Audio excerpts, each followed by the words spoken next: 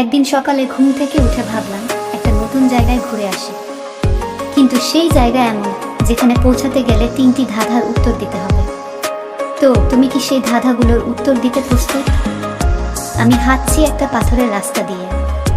হঠাৎ সামনে পেলাম এক বৃদ্ধকে।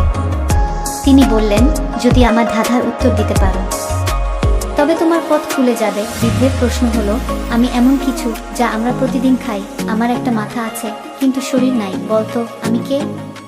উত্তর হলো পেঁয়াজ। ঠিক বলেছ, চল এগিয়ে যাই। এগিয়ে যেতে গিয়ে এবার একটা ঝর্ণার কাছে পৌঁছলাম।